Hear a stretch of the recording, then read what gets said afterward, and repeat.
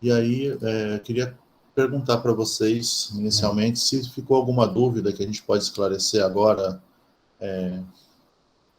da última aula ou de alguma outra coisa.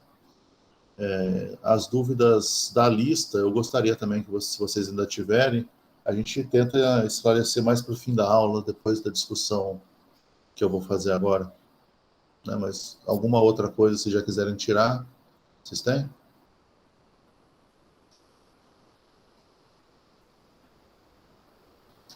Não, né? Tudo bem. Então, eu queria começar hoje fazendo um resumo, de novo, né, do que a gente falou na última aula. Só que eu vou usar uma abordagem um pouquinho diferente, eu vou usar uma apresentaçãozinha do PowerPoint, com esse resumo, para a gente poder construir um pouco a partir daí.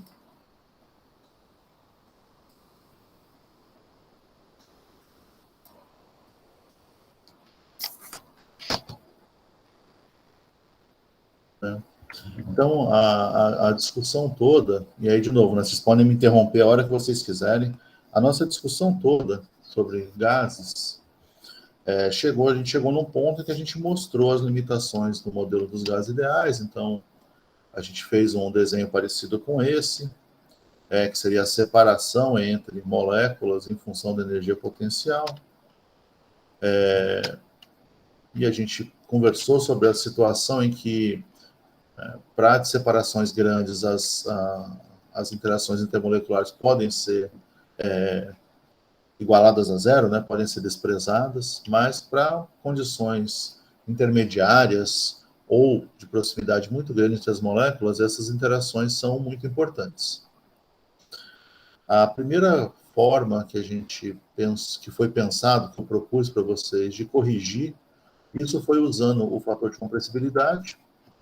E aí, esse fator de compressibilidade, no final das contas, ele fica com essa expressão aqui, né? Que é uma expressão bastante simples, em que você tem um parâmetro só, o Z, né? Fator de compressibilidade, para corrigir a relação dos gases ideais. Lembrando que, para gás ideal,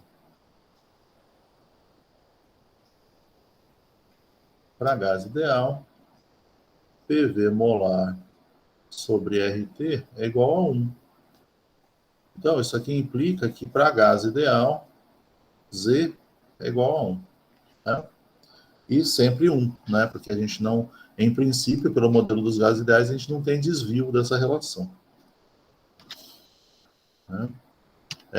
E aí a gente analisou esse gráfico em que a gente mostra que, dependendo da substância, você pode ter valores de Z sempre menores que 1, ou seja, substâncias em que as atrações sempre predominam.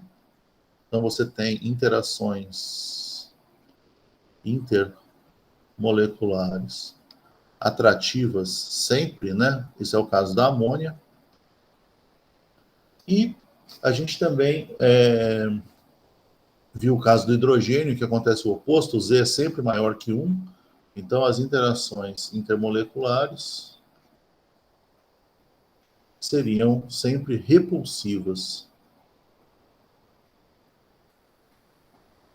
Né? E os casos intermediários, por exemplo, metano e eteno, em que você tem, para condições de pressão relativamente baixas, as atrações predominantes, e para valores de pressão a partir de um certo limite, a repulsão passa a ser predominante. Né? Outra coisa que nós vimos também foi, quando a gente olha nessa região de pressões baixas aqui, e dá um zoom nessa região de pressões baixas, o que a gente tem é que para todos os gases, o Z tende a 1. Então, aqui, nesse zoom que foi dado, a maior pressão que está apresentada aqui é 10 atmosferas. Então, 1/10 disso aqui seria mais ou menos nessa região. Né?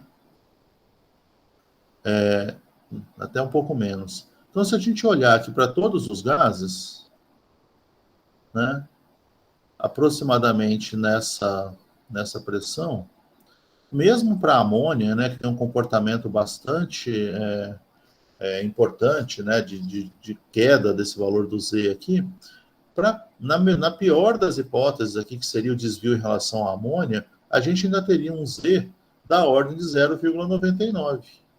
Ou seja, o nosso erro, ao fazer o cálculo considerando o modelo dos gases ideais para uma atmosfera, é da ordem de, no máximo, 1%, o que é bastante razoável dentro das limitações experimentais que a gente tem usualmente. Né? O problema que a gente viu para utilizar simplesmente o fator de compressibilidade para corrigir é que ele continua não permitindo que a gente, por exemplo, consiga prever situações de condensação ou calcular, né, prever um valor para o ponto crítico de uma substância. Esse modelo não prevê. Ele também ele é limitado ainda nesse ponto. Né? Tem alguma dúvida até aqui?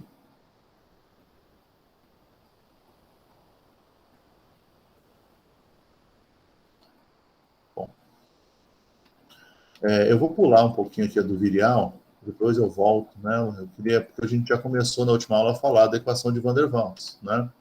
Então, a equação de Van der Waals, ela faz de forma analítica, né? Ela propõe duas correções explícitas para as limitações do modelo de gases ideais.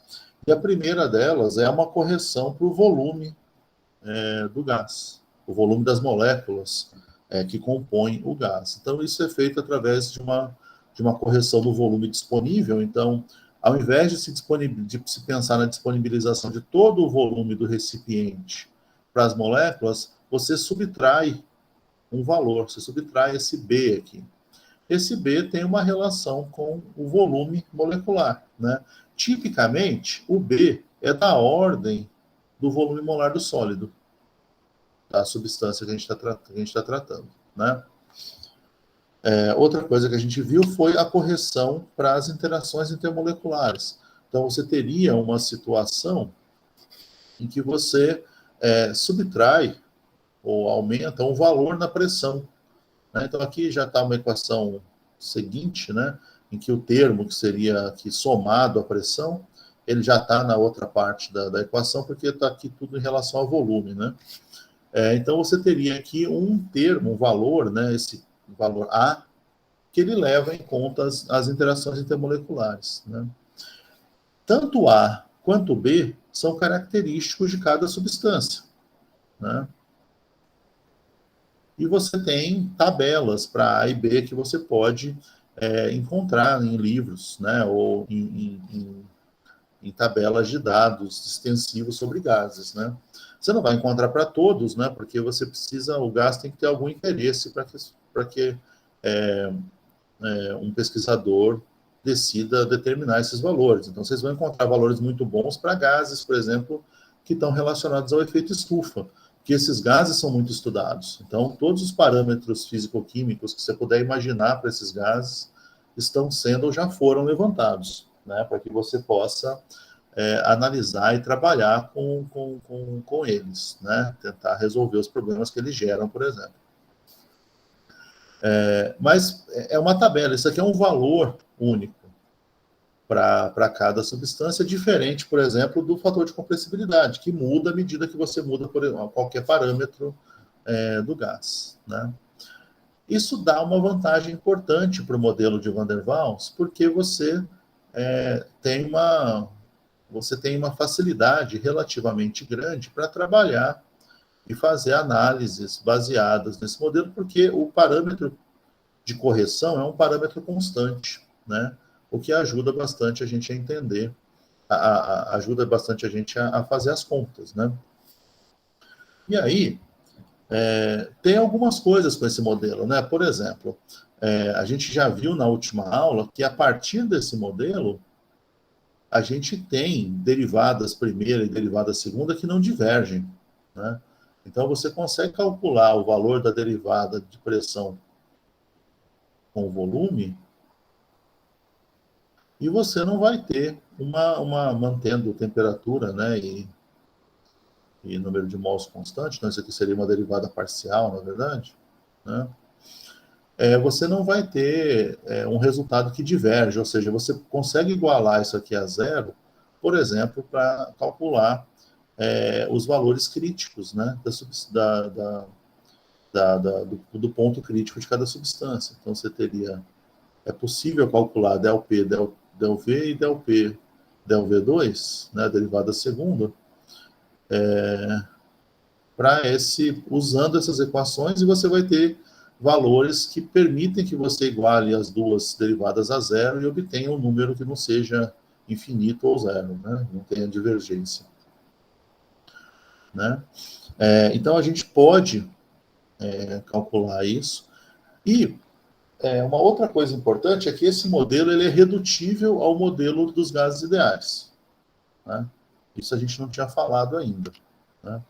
Então, um problema que pode aparecer, por exemplo, é esse daqui, né? Como é que eu faço para verificar que a equação de Van der Waals se reduz à equação dos gases ideais no limite de densidade zero? Bom, isso aqui tem que ser verdade, porque o limite de densidade zero, o que isso significa, né?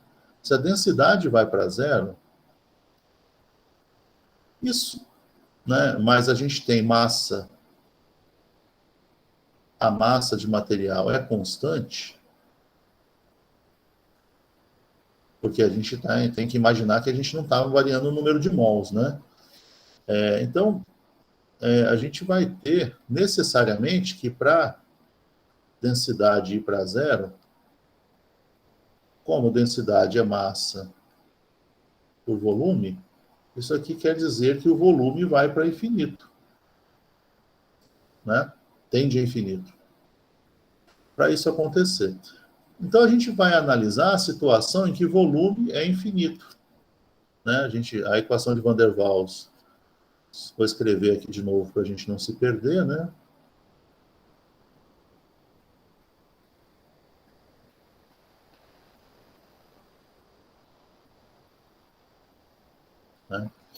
E aí, o que vai acontecer aqui? Né? A gente vai analisar isso aqui considerando que o volume está indo para infinito. Né?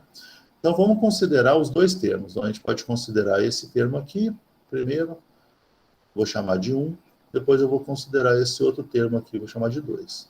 Então, o termo 1, se volume vai para infinito, o que esse termo 1 acontece aqui? A gente pode dizer, nesse caso, que o volume molar é muito maior do que B.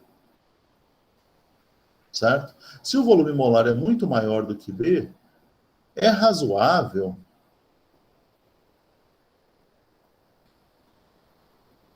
a gente fazer uma aproximação aqui, porque se a diferença for realmente muito grande, a gente pode aproximar volume molar menos B de volume molar. Quanto maior for esse volume molar, mais razoável é essa aproximação. Né? Então, o nosso termo 1 passaria a ser só volume molar. No caso 2, como não tem nada para a gente considerar aqui junto no denominador, quando o volume molar vai para infinito, eu não sei o que é pior, vou fazer duas bolinhas ou assim. Quando o volume molar vai para infinito, um termo que tenha o volume molar no denominador vai para zero, certo? Então, esse termo aqui vai para zero. Então, o nosso termo 2 iria para zero. Então, se a gente for pensar nesse jeito, então a gente poderia escrever que, usando a expressão, né, substituindo esse 1 e 2 na equação de Van der Waals,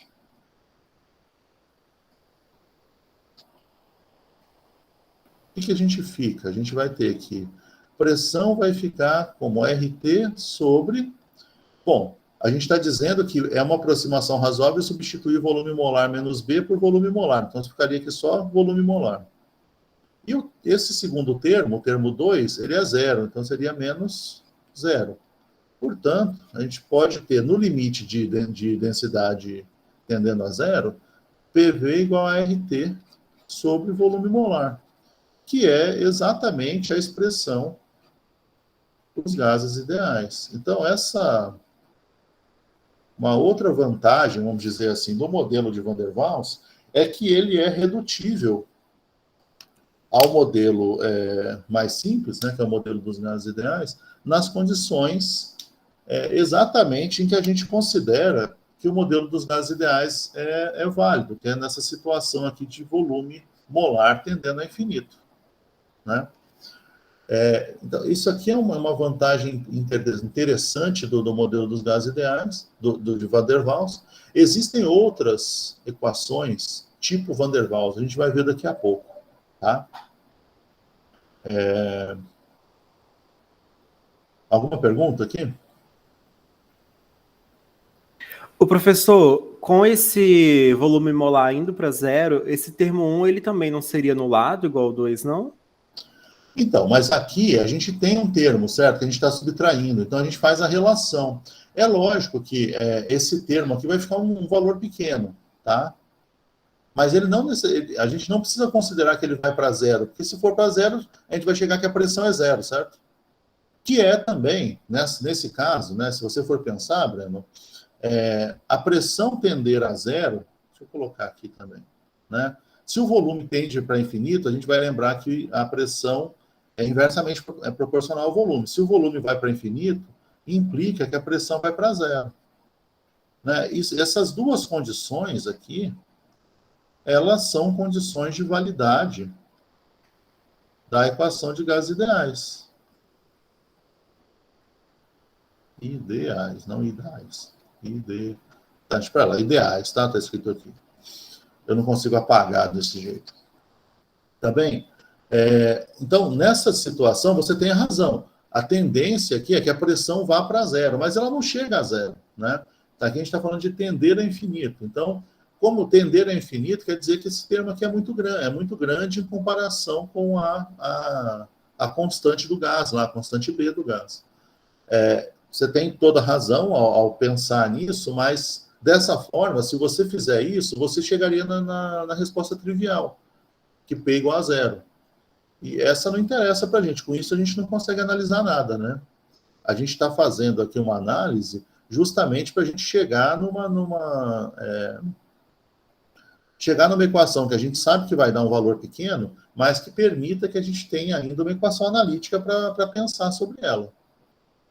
Não sei se eu fui claro. Foi sim, consegui entender. Tá ótimo. Então. Mais alguma coisa, gente?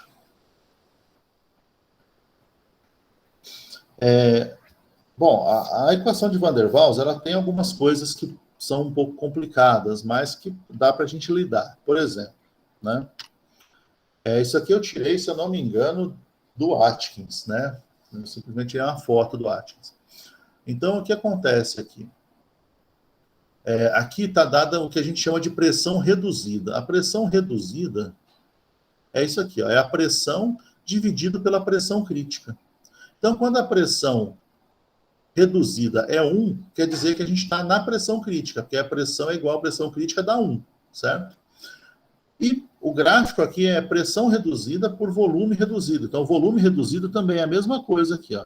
Volume sobre o volume crítico. Então, o volume reduzido igual a 1 quer dizer que é o volume crítico.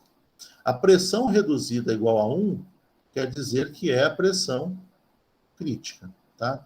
Então, no encontro de 1 e 1 aqui, a gente tem exatamente o ponto crítico nesse gráfico. Né? Nesse ponto crítico, isso aqui não é o experimental de nenhum gás, não. Aqui é simplesmente o gráfico da equação de Van der Waals. Tá? Para valores diferentes de pressão e volume, para temperaturas diferentes, você faz o gráfico de pressão e volume reduzido. Tá? Então, aqui são isotermas, né? De acordo com a equação de Van der Waals. Nessa situação aqui, por exemplo, a gente encontra, então, aqui na isoterma, em que P reduzida e volume reduzido são igual a 1, essa aqui é a isoterma do ponto crítico, nesse ponto aqui, exatamente onde as duas, o 1 e 1, se encontram, a equação de Van der Waals prevê exatamente aqui o ponto crítico, ou seja, o ponto em que del P, del V, a N e T constante é zero, ou seja, a gente está no máximo local, e del P, del V, del 2P, desculpa, del V quadrado, a N e T constante também é igual a zero. Ou seja, a gente está num ponto de inflexão, ou num ponto de célula, né, dessa curva. Isso aqui está previsto aqui, tá? A equação permite fazer isso. O grande problema é para quando a gente está em temperaturas abaixo da temperatura crítica. Então, todas as temperaturas dessa isoterma para direita, vamos dizer assim, são temperaturas maiores que a temperatura crítica.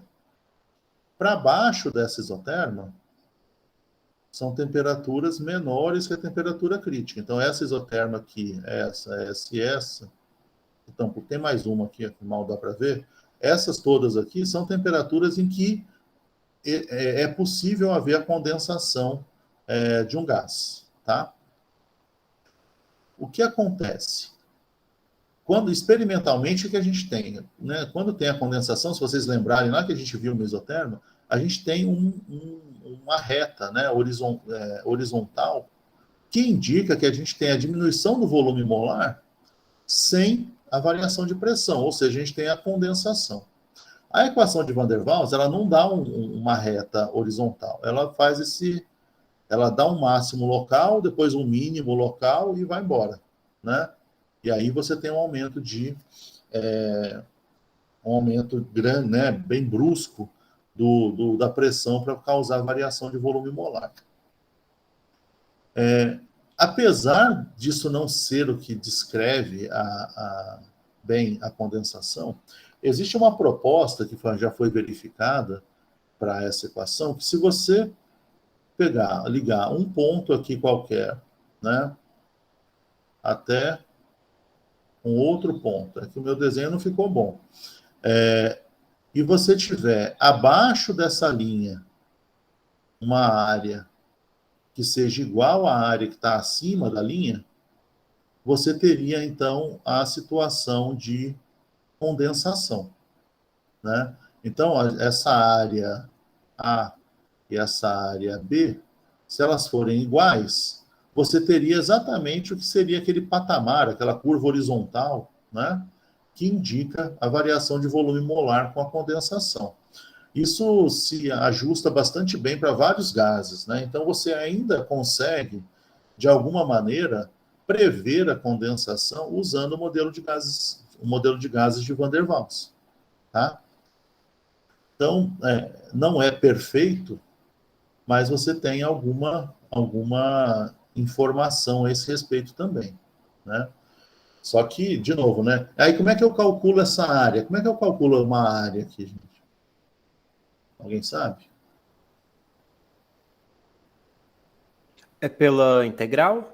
Exatamente, eu tenho que integrar essa expressão dentro desse intervalo. Então, eu vou integrar de um certo intervalo aqui até aqui, né? Eu vou ter um valor que é o que está acima da curva. E depois eu pego a integral na região que está abaixo da curva e vejo se os dois valores são iguais. Se não for, eu mudo os parâmetros, né? E eu vou fazer essas duas integrais até que elas sejam iguais.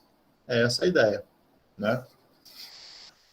E aí a gente teria então a ideia do tamanho dessa curva, né? Porque o quão grande é esse intervalo aqui, que está mostrado para vocês, depende da temperatura também, né? Então, se a gente pegar essa região aqui, a outra está muito grande, fica difícil até de mostrar.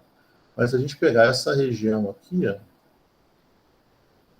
eu não sei se essas áreas são iguais, né? Mas se elas forem iguais aqui, você tem a extensão dessa variação aqui de volume molar com a pressão constante é bem maior do que para essa curva de cima, né? Então, a gente tem uma informação que é similar ao que a gente vê experimentalmente, porque Por exemplo, experimentalmente, a gente tem uma isoterma que as isotermas no diagrama PV para um gás, tipicamente você tem um aumento do tamanho desse patamar à medida que você abaixa a temperatura em relação à temperatura crítica, né? Então, isso é razoável. A explicação, a forma que a gente tem dado pelo modelo de Van der Waals é razoável, apesar de ser uma gambiarra analítica, né? A gente fazer essa coisa aqui das duas curvas iguais, né?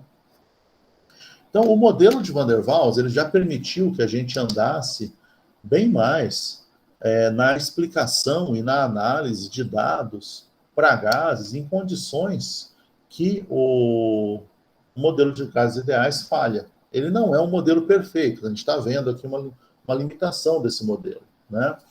Mas ele dá mais informações para a gente. Então, em condições em que a gente não pode tratar o gás como gás ideal, o modelo de Van der Waals ajuda bastante. Certo? Tem alguma dúvida aqui sobre o que a gente está falando?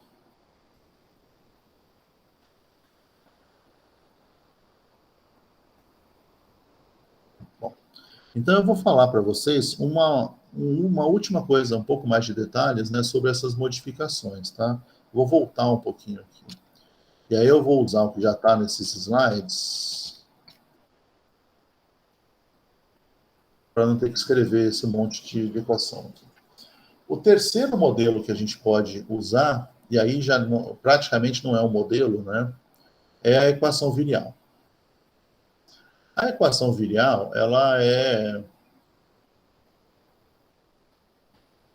uma forma empírica de lidar com as variações do nosso problema, né? Então, o que acontece aqui? Você está propondo que você tem que ter termos de correção que estão associados ao RT aqui mesmo. Então, se a gente tiver, propuser, então, que PV igual a RT, então, se a gente parasse aqui, né, RT vezes 1 dá RT. Então, PV molar igual a RT. Isso aqui é exatamente o modelo dos gases ideais, certo? Se eu continuar e eu propuser que, além do que está proposto para os gases ideais, eu posso multiplicar RT por termos de correção, que seria o B, aqui está chamado de B', porque é como a gente encontra na maioria dos livros, que multiplica P. C', que multiplica P quadrado, mais D', por exemplo, que multiplica P ao cubo e assim por diante. Se a gente continuar, a gente pode fazer uma expansão em série disso. Essa expansão em série, ela também indica para a gente que o valor dessas constantes ela vai diminuindo. Então, o valor de B é consideravelmente menor que 1, o valor de C é consideravelmente menor que B, que consideravelmente é dezena ou centena de vezes menor, às vezes mais que isso, tá? Então, se B vale 0,1, C geralmente vai valer 1 vezes 10 a menos 3, ou alguma coisa assim, né? Só que, à medida que esses termos, então, eles vão ficando cada vez menores. Então, para pressões baixas, esses termos são muito pouco relevantes. E aí a gente consegue trabalhar com a equação dos gases ideais. Só que à medida que a pressão sobe, mesmo que esse valor seja um valor não muito grande, se a pressão é muito grande, esse primeiro termo de correção começa a ficar relevante. O C é muito pequeno em relação ao B. Só que se P começa a aumentar muito, P ao quadrado aumenta, né, o quadrado do que P está aumentando, né? Então você tem um aumento muito maior. Então C, apesar de muito pequenininho, para pressões muito grandes, ele pode ser relevante. Eu posso ter o termo D, com P ao cubo, né? E aí você vai ser um número muito pequeno, o D, mas para pressões extremamente altas, ele pode ser relevante na descrição nessa equação aqui, tá? Essa é a equação do virial. Então, a ideia existe uma dependência que não é muito forte do termo RT com essas constantes aqui, Se fosse muito forte, a gente não poderia fazer expansão em série, né? E aí, esse termo, esses termos de correção, eles vão ficando, esses fatores de correção, né, como está escrito aqui, eles vão ficando mais importantes à medida em que a pressão a que o sistema está sujeito aumentam, né? Isso pode ser para pressão, ou a gente também a gente pode escrever uma equação do virial similar para volume. Só que aí, geralmente, você está fazendo o B, que seria o coeficiente virial, o primeiro coeficiente virial, dividido pelo volume, e o segundo é pelo volume ao quadrado. A situação é a mesma, certo? A correção tem a mesma cara. Esse sistema é muito interessante, porque você mede os fatores B e C, ou B' e C', de forma experimental, ou B e C. Então, isso aqui é medido experimentalmente. E você tem tabelas disso. Então, de novo, para os gases mais relevantes, então, se vocês procurarem para o CO2, por exemplo, vocês vão encontrar tabelas enormes com os fatores B, C, e, se eu não me engano, existe para o CO2 esse fator D, que é bem difícil de medir. Porque o CO2 ele é de interesse para o mundo todo, em princípio, né? Então, é um gás muito relevante para o nosso sistema de medidas. Então, você tem todos os detalhes experimentais possíveis para o CO2. Né? Qual que é o grande problema? Né? O grande problema, então, em princípio, a equação do virial ela é perfeita. Porque se você colocar termos suficientes, você sempre consegue corrigir. Você sempre pode pôr mais um termo de correção. E mede experimentalmente esse termo de correção. Então, eventualmente, você satura. Você não tem mais correção nenhuma a fazer, não importa a pressão a que você submeta o gás. Então, isso aqui, na verdade, não é bem um modelo, ele só está expandindo em série uma situação, e você, se você for capaz de medir todos os valores experimentais que importam, você tem a descrição perfeita do seu gás. Né? Qual que é o problema da equação do virial? O problema da equação do virial Espera, só um segundo, pessoal. Ver se não achar que é sério. Não. O problema da equação do virial é que esses termos, B e C, eles são medidos para uma certa condição de temperatura. Se você está medindo B', também são medidos para uma certa condição do produto PV. Né? Então, se você variar a temperatura com que você está trabalhando, você tem que medir novamente os termos B e C. Se você variar pouco a temperatura, você pode considerar que eles são constantes. Já é uma aproximação, né? Mas se você tem variações expressivas de temperatura, você começa a ter que medir novos valores dos coeficientes de correção. E aí esses coeficientes, eles passam a precisar de tabelas enormes para eles, né? E isso torna muito experimentalmente pesado trabalhar com a equação do virial. Então, como eu falei, você só vai encontrar fatores de correção, né, esses coeficientes B e C, para alguns poucos gases que têm realmente muito interesse, ou tecnológico, ou muito interesse ambiental, né, em química atmosférica, ou coisa assim. Tá? Então, em princípio, o modelo ideal, modelo ideal é ruim, né? O modelo perfeito, né, o melhor modelo para descrever um gás é usando a equação do virial. O problema é a situação da dificuldade de se medir os coeficientes do virial e medir o número de coeficientes suficiente para que você possa trabalhar com gás em condições bastante variadas. Né? Ficou claro o que eu quis dizer? Ficou assim. O professor, como que você determina, tipo, quantos fatores de correção vão ser usados? Então, você vai determinar de acordo com a necessidade. Então, por exemplo, se a sua pressão for uma pressão intermediária, pode ser que se você parar só aqui, nesse termo, já seja suficiente para você lidar com 99,9% de precisão, 99,9% de precisão o seu dado para um gás. Se você aumenta mais a pressão começa a ficar muito alta, pode ser que passe a ser necessário você usar a correção usando o termo C. Isso vai depender da grandeza relativa dos coeficientes do vinial de cada substância. Então, você vai determinar a necessidade do uso de mais termos pela capacidade de descrição, vamos dizer assim, a gente pode chamar disso, pela capacidade de descrição. O que é capacidade de descrição? É quão bem os valores que você calcula pelo seu modelo se adequam aos dados experimentais. Então, se você não precisar usar, se você não usar nenhum termo de correção, e você tiver 99,9% de precisão na sua medida, você não precisa usar a equação do virial.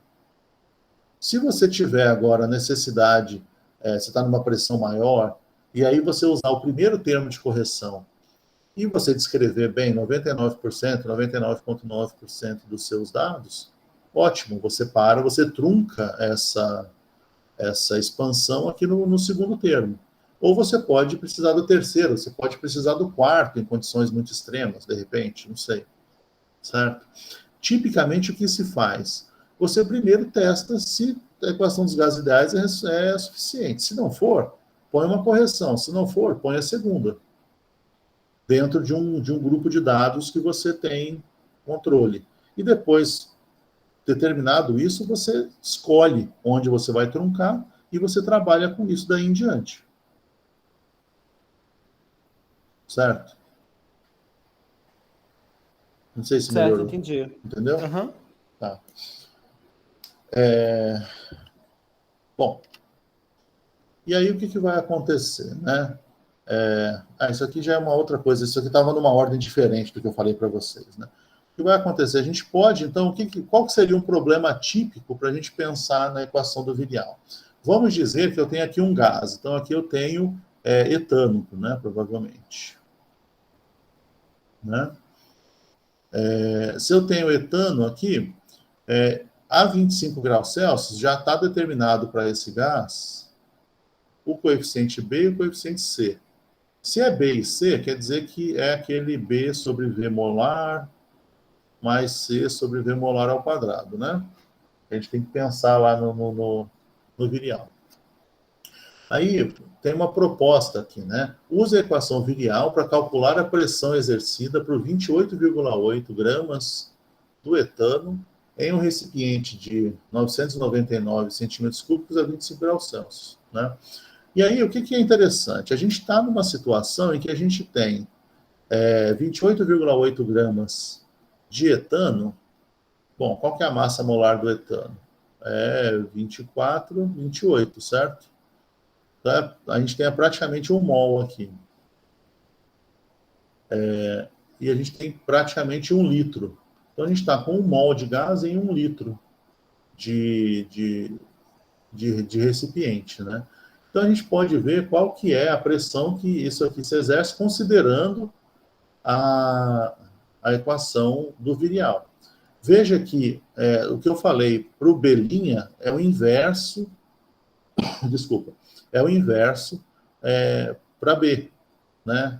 A relação entre B e C, B é uma ordem de grandeza maior do que C, é uma ordem de grandeza maior que B, porque agora você está dividindo pelo volume, né? E aí a gente pode comparar e ver se faz alguma diferença usar todas essas variáveis aqui. Tá bem? Como fazer? Vocês conseguem fazer esse exercício, então? Então, primeiro vocês vão usar a equação do virial, vão calcular PV como sendo RT 1 mais B sobre o volume molar, mais C sobre o volume molar ao quadrado. E aí o volume molar, vocês vão ver quantos mols que é isso aqui, né? O volume molar é o volume dividido pelo número de mols. Então o volume está dado, porque é aqui que o gás está, e o número de mols vocês vão calcular a partir da massa molar do etano. Isso, por substituição, vocês vão conseguir resolver isso aqui. Toma cuidado com as unidades, aqui está em centímetro cúbico, né? Então o seu volume está sendo dado em ml. Vocês podem passar, por exemplo, para litro, para usar algumas unidades. Eu passaria, se eu fosse vocês, para metro cúbico, para vocês poderem usar o R no sistema internacional. E se lembre que a gente sempre usa a temperatura em Kelvin. Vocês conseguem fazer? Depois vocês comparam com o modelo dos gases ideais, PV molar igual a RT. E a comparação é sempre feita fazendo é sempre melhor fazer, por exemplo, o erro percentual, né? Pode ser? 10 minutinhos para vocês fazerem?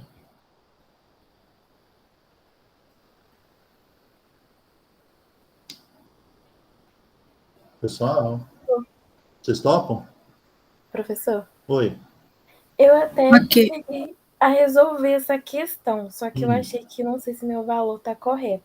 Eu achei a pressão em Pascal, eu fiz o que o senhor falou, passei para metro cúbico, aí achei, né, o volume molar, coloquei na fórmula e achei a pressão depois no final em Pascal e passei para TM. Eu achei o valor de 19,52. O que é Mas não sei TM? se tá certo. Isso, TM. Olha, não está fora da realidade, não. Não. Porque 25 graus Celsius, mais ou menos 1 mol, você deveria estar com 20 litros, né? Tá razoável. Então, aí eu fiz também o cálculo, né, da lei dos gases ideais, aí achei em ATM 23,51. Aí eu calculei o erro e deu 20,44%. Quer dizer, você já tem um erro apreciável nessa situação, né? Acho que tá bem razoável isso. Vamos ver se o pessoal resolve também. Tá, é que eu achei que a pressão estava um volume surreal. Eu falei assim, será que estava certo? 20 atmosferas, se você for pensar, né? Se fosse 1 mol de gás, a pressão de uma atmosfera a 25 graus Celsius, ia ocupar 22 litros aproximadamente, certo? Então você está diminuindo o volume de 20 vezes, né? Porque aqui está dando 1 litro só de volume. Entendi. Então, o seu número não deve estar muito fora da realidade, não. Então tá, obrigada. Eu também fiz e cheguei em um erro parecido com o dela. Na verdade, igual, né? Eu cheguei em 20% também. Só que no caso, eu usei um R com volume centímetro cúbico. Então, a minha pressão, ela saiu em megapascal. Pode fazer isso? Pode, né? Mas aí fica O problema é assim, você tem que ser capaz de calcular, né? E aí chegar na unidade certa. Eu tenho que conferir isso que você fez, tá, Breno? Não tenho certeza. Mas, em princípio, tá razoável, deixa eu pensar.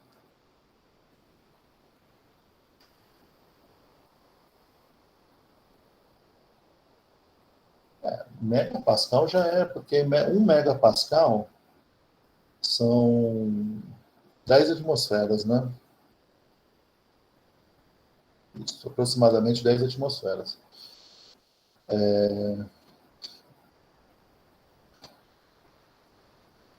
Eu tenho que fazer essa conversão. Eu não tenho certeza. Eu sempre tenho que fazer as conversões, eu não consigo guardar. Tá, eu teria que conferir, né?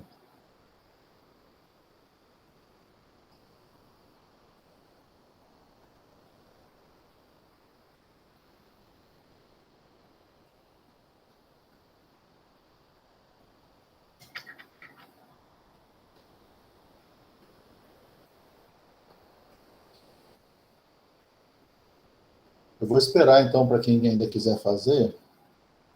As respostas do Breno, eu não me lembro, eu não consegui reconhecer a voz de quem falou antes dele.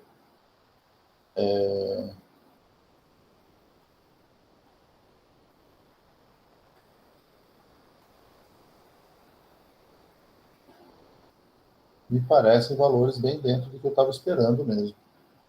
Deixa eu ver se eu consigo fazer essa conta.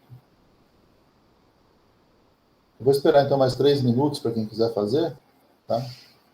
E aí a gente vai lá.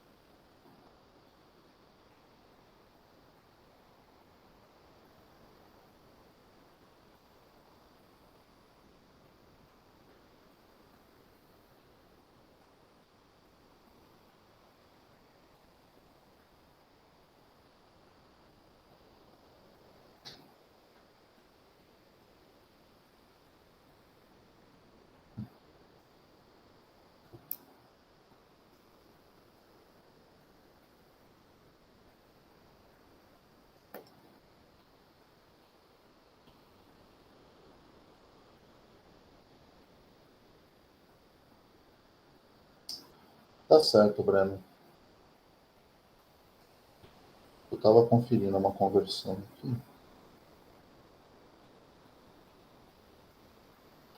Mas aí você chegou em quê? 2 megapascal, né? Eu cheguei fazendo pelo Virial em 1,98. Isso, é. Tá ótimo, isso é por aí mesmo. E Aí, pela lei dos gases ideais, eu cheguei em 2,38. uhum. Tá ok. Tá. Você tá em Pascal, a pressão, né? Megapascal que seja, tá valendo. E realmente faz sentido essa conversão.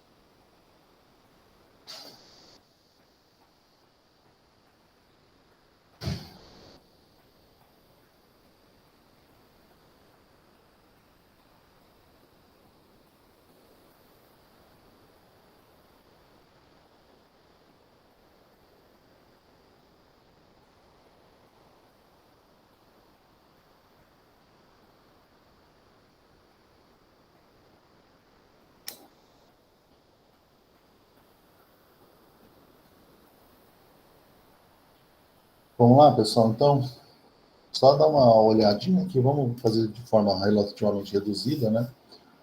Resumida, pode ser? Todo mundo conseguiu chegar a uma conclusão?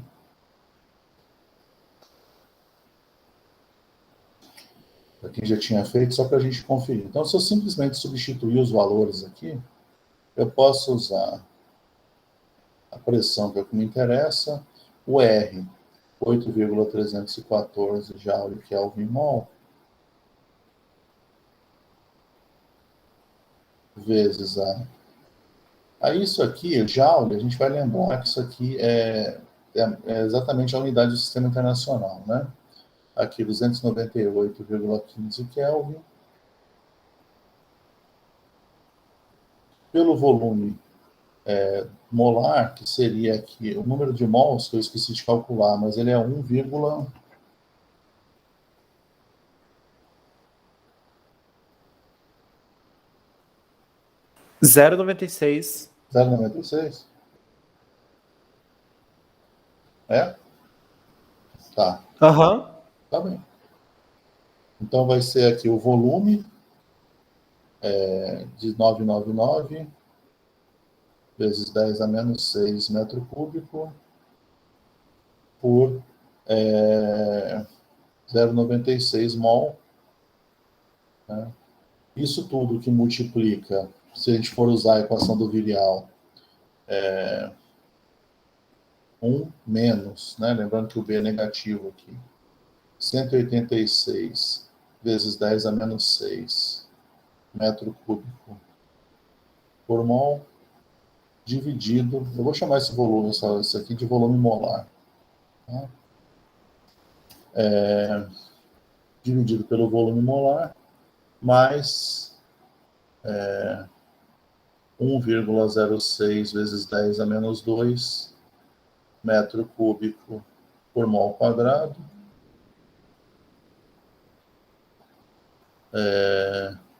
Não dá metro cúbico, não, né? Dá metros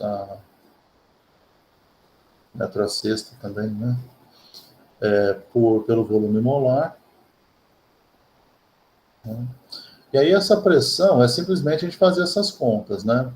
Esse número aqui, né, ele dá quase 1, né? 1 vezes 10 a menos 6. Ao fazer isso aqui, a gente vai ficar com uma pressão, e aí a minha conta aproximadamente deu 2,04 vezes 10 a sexta Pascal. E aí, com quem usou aqui o R em centímetro cúbico, por exemplo, por PV, isso, centímetro cúbico vezes megapascal, vai ter encontrado 2,04 megapascal, né? E aí, para os gases ideais, é simplesmente substituir os mesmos valores que estão aqui e não usar a equação do virial. Ao fazer essa conta, a gente vai chegar num valor que é aproximadamente, pela minha conta aqui, 2,48, 2,47, né? Vezes 10 a sexta Pascal, é a mesma coisa que 2,48 megapascal. E aí, o nosso erro percentual, a gente pode assumir que é o nosso erro ao considerar gases ideais em relação ao erro, ao valor do virial. Então, seria o que a gente achou para os gases ideais, menos o que a gente tem pela equação do virial, dividido pelo valor encontrado na equação do virial, vezes 100. Isso deu aproximadamente 20%, né? Bem aproximadamente.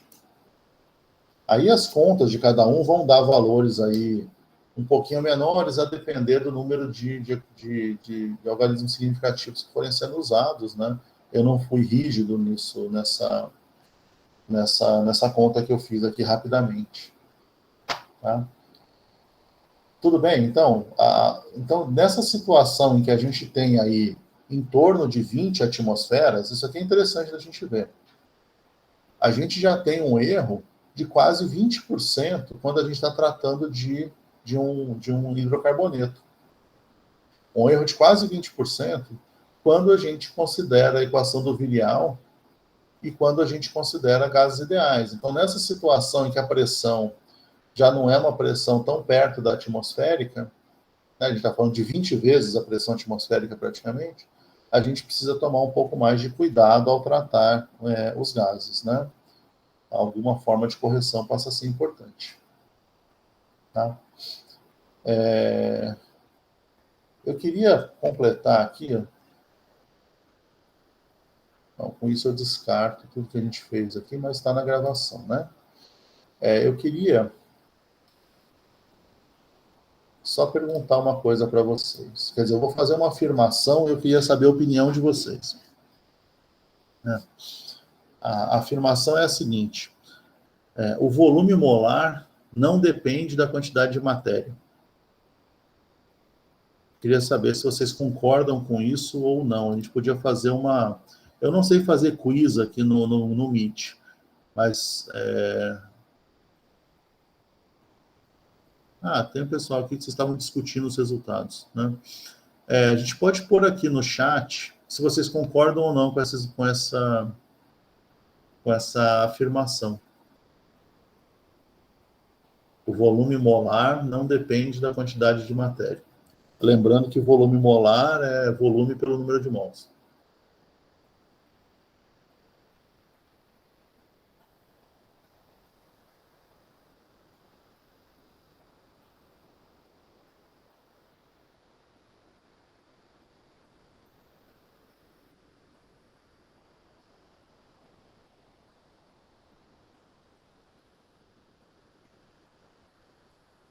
Eu acho que ou eu não estou sendo claro, ou a gente precisa discutir isso melhor. Peraí. O que eu estou perguntando? A minha afirmação.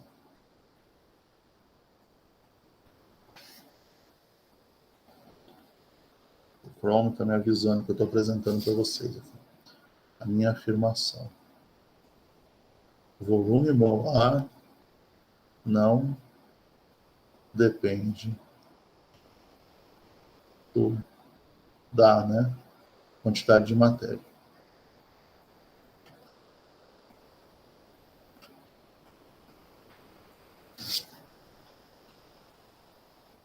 A quantidade de matéria é o N. A definição de volume molar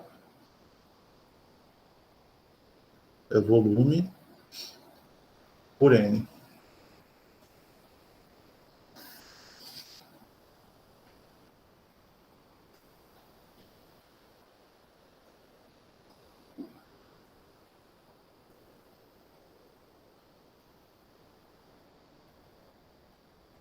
Alguém vai dar uma opinião?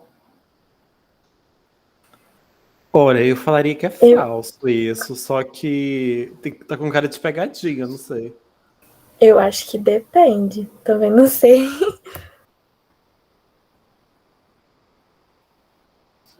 Eu acho que é falso também, professor. Então, peraí, a gente tem aqui vamos fazer aqui uma enquete, então. Verdadeiro, falso ou em cima do muro? Então, eu vou colocar em cima do muro. Então, a gente tem até agora 2 falsos. Deixa eu melhorar isso aqui. 2 falsos e uma pessoa que foi em cima do muro. A Gabriela falou também que acha que é falso, professor. Falso. Quem mais? Professor, eu também em cima do muro também, acho que depende. Depende. Alguém mais quer se manifestar? Eu não estou vendo o chat, tá? No chat, 2 pessoas falaram que é falso. Falso. Então, até agora a gente tem 5 dizendo que é falso e 2 falando que também em cima do muro. Então, a gente tem 7 votos. Ninguém quer votar que é verdadeiro? Ninguém mais quer votar? Vou dar opinião, né, na verdade.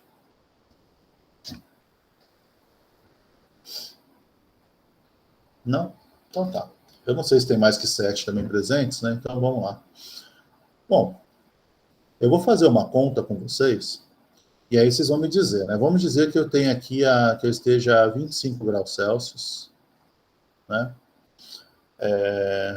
E que a minha pressão seja 1 atmosfera, tá? Então, se eu pegar 1 mol de gás, isso aqui é aquela CNTP, né? Então, 1 mol de gás ideal, nessas condições, o volume dele seria 22,4 litros, certo? É isso, né? Se eu me lembrar direito. Tudo bem? Então, qual que seria e se eu pegar agora, nas mesmas condições, se eu pegar 10 mols de um gás ideal, é 10 vezes isso, né? Então, seria 224 litros. Se eu pegar 0,1 mol de um gás ideal,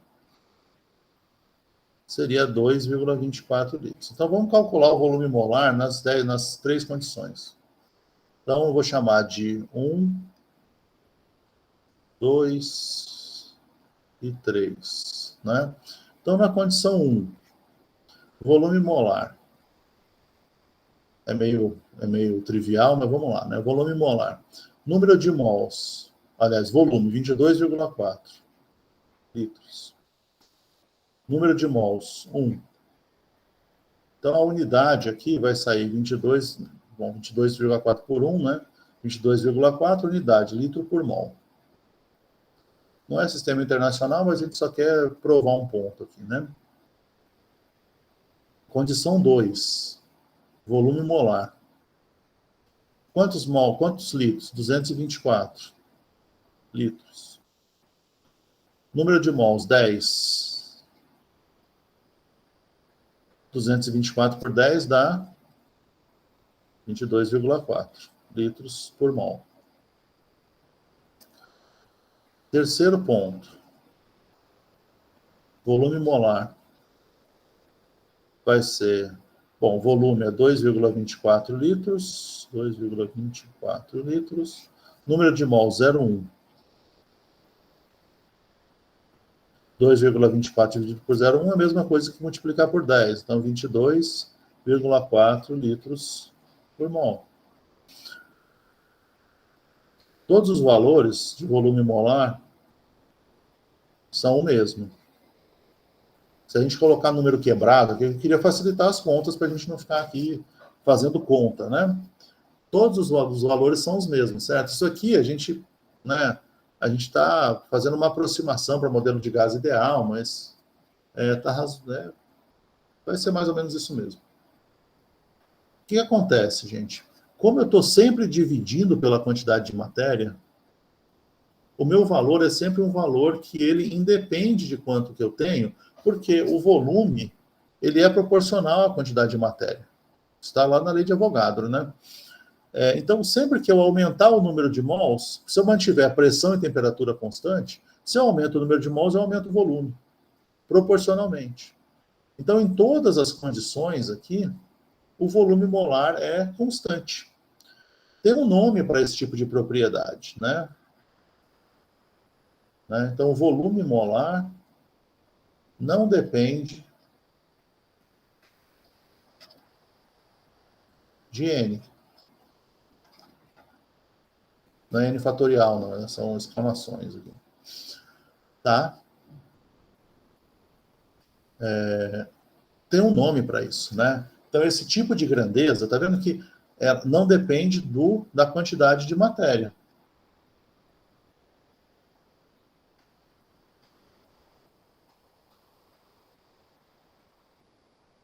Se não depende da quantidade de matéria, a gente chama de uma propriedade intensiva.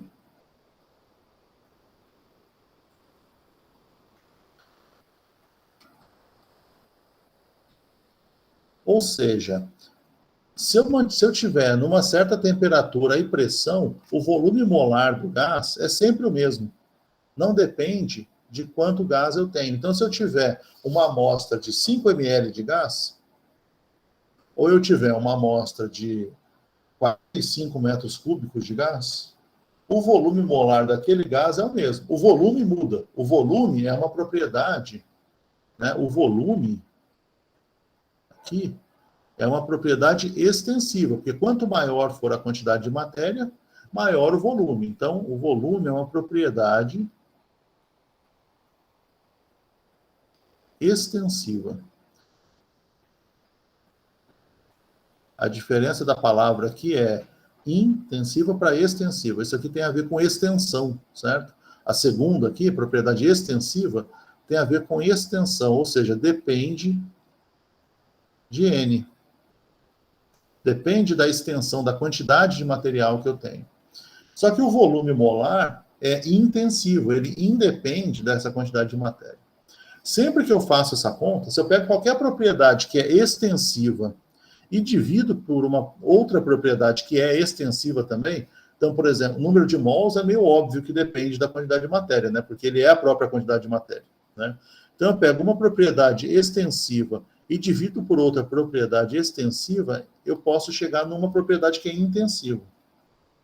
Na termodinâmica, a gente vai praticamente sempre usar a divisão pela quantidade de matéria. Então, a gente está usando até agora volume molar. Na próxima aula, a gente vai introduzir os primeiros conceitos de termodinâmica mesmo, né? Calor, trabalho, energia interna, entalpia, e assim por diante, né? Capacidade calorífica e tudo mais. E a gente vai ter diversas dessas grandezas que são propriedades extensivas.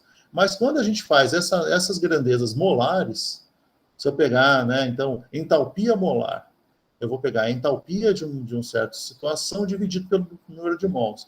Essa propriedade, a entalpia molar, também vai ser intensiva, apesar da entalpia ser extensiva. Então, isso vale para o volume molar e vai valer para muitas outras propriedades que a gente vai ver ao longo do curso, tá? Alguém falou que parecia pegadinha. Não é bem uma pegadinha, é uma dúvida que é muito razoável, na verdade. Muita gente fica com essa dúvida no final na hora do frigir dos ovos, né? Na hora que tem que resolver alguma coisa e discutir, a pessoa fica com essa dúvida, né? E é por isso que eu sempre faço questão de fazer essa discussão, né, no começo do nosso curso, para a gente não se perder muito, tá? Ficou claro o que eu estou falando? Ficou sim. Aham. Ficou, professor. Legal. Então, a gente chega nesse acordo aí. A gente vai ter outras questões dessa de fazer enquete aqui ao vivo. Por favor, não se acanhem de responder, porque a ideia aqui é a gente aprender junto. Eu acho que se você para pensar, quando você descobre a resposta, você aprende mais do que se eu ficar só falando aqui, tá? A ideia é a gente aprender. Eu também quero saber, né, se eu estou falando coisas que são razoáveis para você de uma forma que vocês consigam entender. Para mim, isso é muito importante. Tá? Eu vou, então, parar de compartilhar isso aqui, se ninguém tiver nenhuma dúvida.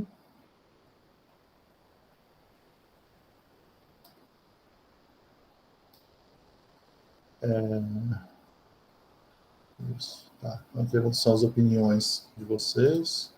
Não é bem uma opinião, né? Vocês se basearam também no que vocês viram aí na equação, né? E a dúvida agora, espero que a gente tenha resolvido. Bom,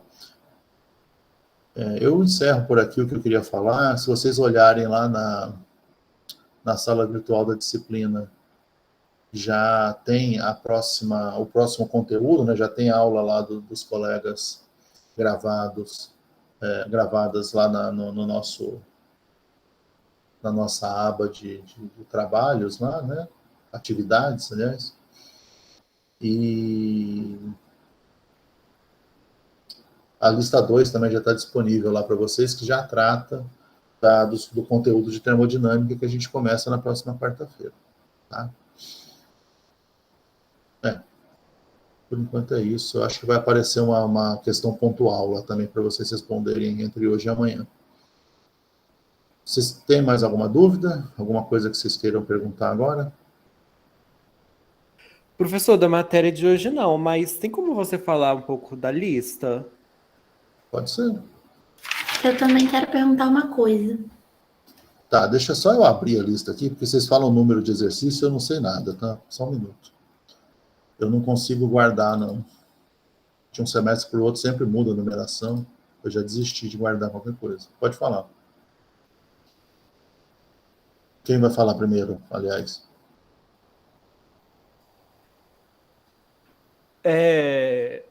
Eu tô com dúvida na 8. Eu não tô conseguindo fazê-la de jeito nenhum. Quebrei a cabeça ontem pra tentar fazer ela e não deu. Também não tô conseguindo, professor. Mesmo com a sua explicação na última aula de como deveria ser feita, não consigo achar o resultado. Olha só, gente. Entendi. Todo mundo sabe o que é fração molar, né? A gente não falou disso ainda, mas tem lá no começo do Atkins ele já fala da definição. Eu é que demoro para falar no meu curso. Que é simplesmente, a gente mostrou na última aula, né? Deixa eu conferir aqui, que eu mostrei para alguém aquela explicação.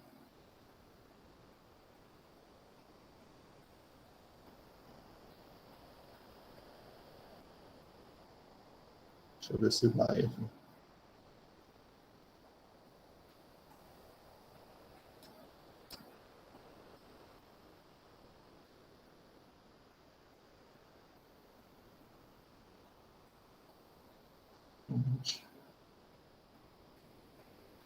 Sumiu o negócio aqui do whiteboard.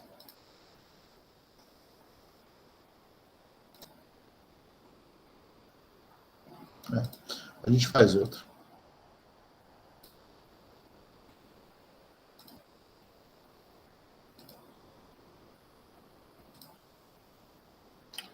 Então, a gente estava naquela situação. A gente tem hélio e neônio, que são dois gases, né? A gente tem uma massa. A massa da mistura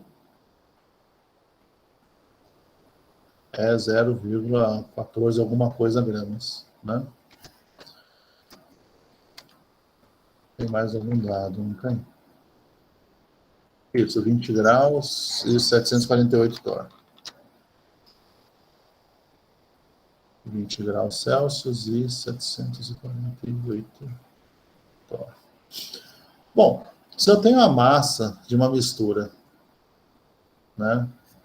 Vou pegar um pouco mais de precisão aqui, 0,748 gramas. Eu tenho massa, temperatura e pressão dessa mistura. Tem o volume também, 356 centímetros cúbicos. Tá? Eu calculo o número de mols total aqui, vocês concordam? Eu calculo N total. É o número de mols total que a gente tem que ter. Não calculo? Você tá falando pela Sim. lei dos gases ideais? Sim. Sim. Eu calculei, deu 0,015 mol. Tá. Né? Deve estar certo essa conta. O meu também deu nisso. E aí, vocês sabem, então, que a fração molar do hélio, ela é número de mols de hélio dividido pelo número de mols total. Fração molar do neônio é número de mols de neônio sobre o número de mols total. Certo? Ele quer a massa e fração molar de hélio. Tá? Então, vocês vão achar esses dois valores. Se eu somar esses dois valores,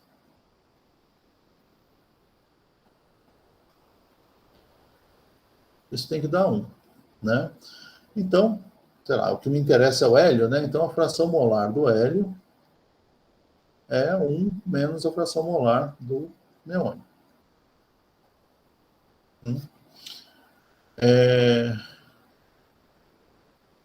Se isso aqui for verdade, e eu também posso escrever essa grandeza aqui, né, que é a a fração molar do neônio é o número de mols de neônio pelo número de mols total.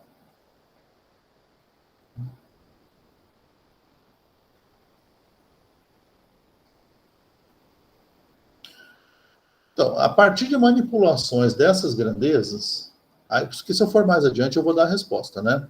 A partir de manipulações dessas grandezas é que vocês vão conseguir achar, por exemplo, a primeira fração molar do hélio. Uma vez que você tem a fração molar do hélio, você tem o número de mols total, você calcula o número de mols de hélio, e daí você calcula a massa.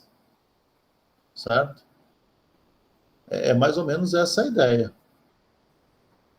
Tem outro jeito de resolver, pode ser que outras pessoas tenham resolvido de outro jeito, mas a ideia toda é essa daqui. Com essas equações, vocês conseguem resolver esse problema.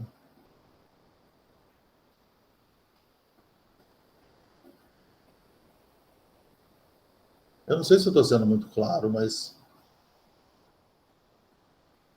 Tipo assim, na última aula, você estava explicando, você chegou mais ou menos nisso aí também. Só que eu não consegui, tipo, manipular isso, sabe? Eu tô preso nisso.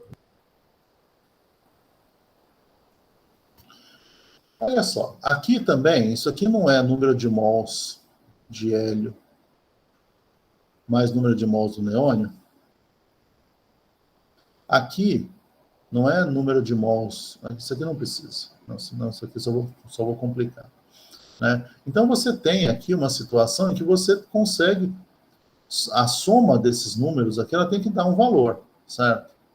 Tem que dar uma fração molar, que é essa daqui, é a do hélio. Então, você pode, o número de mol não é massa pela massa molar, né? Então, massa molar eu vou chamar sempre de M maiúsculo, né? Você consegue, então, pensar também nesse tipo de relação. A massa molar de cada um deles é muito diferente. A do hélio é 4, a do neônio eu não lembro, mas é... Quanto que é a massa molar do neônio? É 20,2. Né? A ideia é que você consiga resolver a partir dessas grandezas aqui.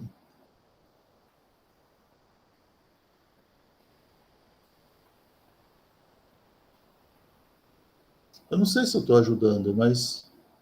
Não, eu acho que eu consegui ver. Conseguiu? Eu tava fazendo Eu errado, entendi também. Eu vou tentar botar em prática depois, né? Mas eu entendi. Tá ótimo, então.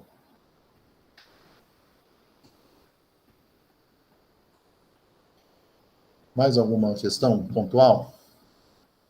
Eu estou com uma dúvida, professor. Na questão 7, eu queria entender o que está falando quando diz extrapolar a pressão para zero, igual a zero. Então, o que você precisa fazer aí, Paola, é montar um gráfico como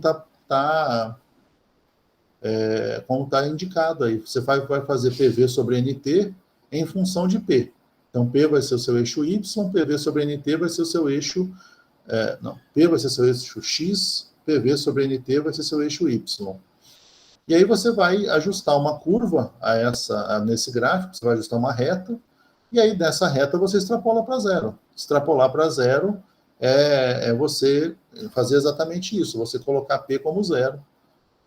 E qual que é o valor que você vai chegar quando você fizer isso. Basicamente, você precisa fazer o gráfico, esse gráfico que está pedindo aí. Aí extrapolar para zero é simplesmente pegar o ajuste que você fizer e considerar P igual a zero. Entendi, professor. Entendeu? Muito obrigada. Nada.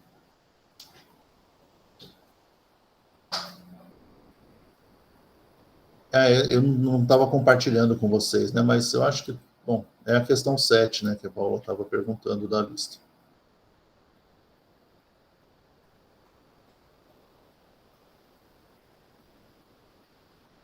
Algo mais? Professor, na 11B, eu entendi que ela é no mesmo estilo da A, né? Só que eu fiquei um pouquinho confusa na hora de achar esse volume. Essa também eu tô com a mesma dificuldade. Eu não entendi se tem que, tipo, manipular a forma de algum jeito. Eu fiquei um pouco Não, então, aqui na verdade é que você vai calcular o volume, aí é um pouco chatinho que você vai ter que resolver uma equação de segundo grau, né? Mas é você utilizar a equação do virial usando os valores de B e C que estão dados para calcular o volume a uma determinada pressão.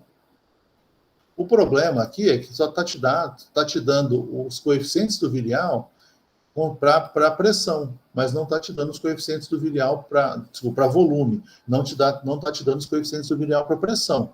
Então você vai ter que substituir na equação e resolver uma equação de segundo grau, no final das contas, se não me engano.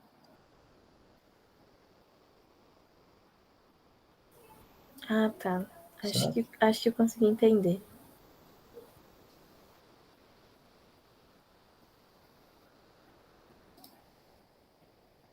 Tá?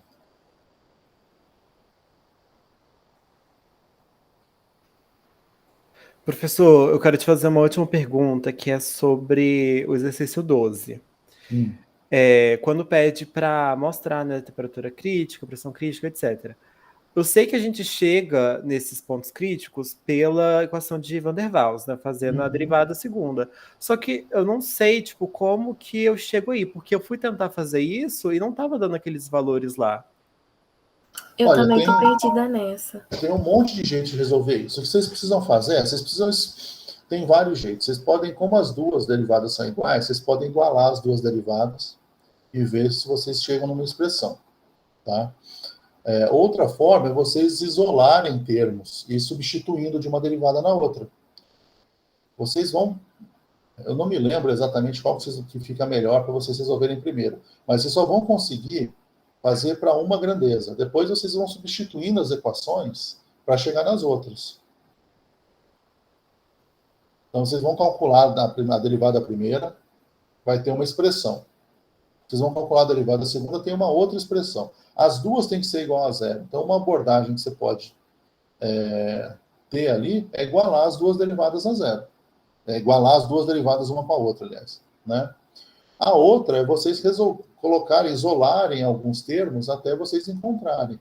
No momento que vocês igualam as derivadas a zero, temperatura, pressão e volume crítico passam a ser temperatura crítica, volume crítico e pressão crítica. Né? Certo? Beleza, depois eu vou Deve dar tentar certo, fazer Não, dá isso. certo. Eu já fiz isso umas 20 vezes, dá certo, sim. Teve uma época que eu fazia todo semestre para eu conferir se eu conseguia fazer ainda. Viu? Dá certo, sim. Eu não cheguei a igualar as duas derivadas. Eu vou tentar Tenta, eu fazer acho que isso agora. facilita bastante a sua vida. Né? Aí você, se eu não me engano, o primeiro que você encontra é o volume, mas eu não tenho certeza. Não lembro mais se é o volume.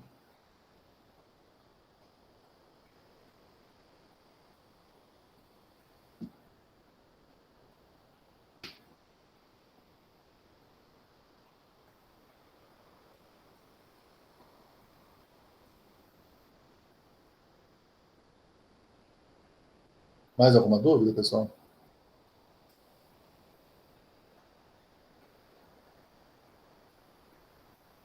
Vou parar de gravar então, tá?